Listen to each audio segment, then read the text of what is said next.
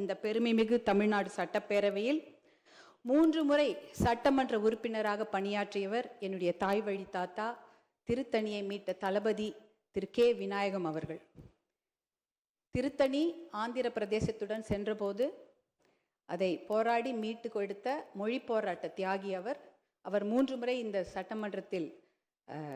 சட்டமன்ற உறுப்பினராக பணியாற்றி இருக்கிறார். அவரும் அன்றைய முதல்வர் பேரறிஞர் அண்ணா அவர்களுடனான சட்டமன்ற விவாதங்கள் வரலாற்று சிறப்பு மிக்கவை.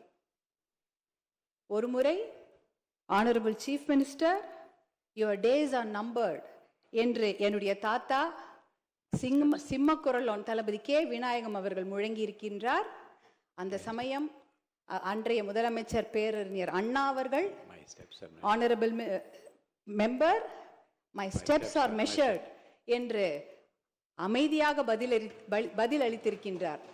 அப்படிப்பட்ட ஆரோக்கியமான விவாதங்கள் நடைபெற்ற பெருமைமிகு சட்டமன்றம் நம் தமிழ்நாடு சட்டமன்றம். அப்படிப்பட்ட ஆரோக்கியமான விவாதங்கள் இங்கிலாந்து பாராளுமன்றத்தில் தான் நடந்திருக்கின்றன. அப்படிப்பட்ட ஆரோக்கியமான விவாதங்களும் அரசியல் நேர்மையும் நடந்த சட்டமன்றம் இது தமிழ்நாடு சட்டமன்றம். அப்படிப்பட்ட சட்டமன்றத்தில் எங்களுக்கு ஆக்கப்பூர்வமான விவாதங்களை முன்னெடுக்கவும், மக்கள் நலன் சார்ந்த விஷயங்களை பேசி நல்ல முடிவெடுக்கவும், பாட்டாளி மக்கள் கட்சியை சார்ந்த எங்களுக்கு அதிகமான நல்வாய்ப்புகளை வாரி வழங்குமாறு தங்களை தாழ்மையோடு கேட்டுக்கொள்கின்றோம்.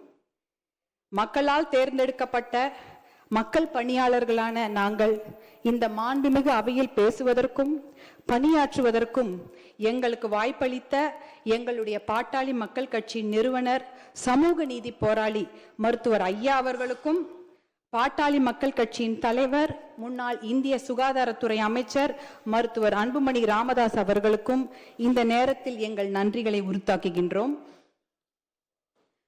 தமிழ்நாட்டின் வளர்ச்சிக்காக இந்த பெருமைமிகு சட்டப்பேரவையில் சமூக நீதி, பெண்கள் பாதுகாப்பு, மது ஒழிப்பு, போதை ஒழிப்பு, இளைஞர்களுக்கு வேலை வாய்ப்பு, வேளாண் வளர்ச்சி, தொழில் வளர்ச்சி, நீடித்த சுற்றுச்சூழல் பாதுகாப்பு, கல்வி மற்றும் மருத்துவம், தமிழுக்கு முக்கியத்துவம், நீர் மேலாண்மை பற்றிய ஆக்கப்பூர்வமான விவாதங்களை பேரவைத் தலைவர் அவர்கள் தலைமையேற்று நடத்தி தருமாறு அன்போடு கேட்டுக்கொள்கின்றோம்.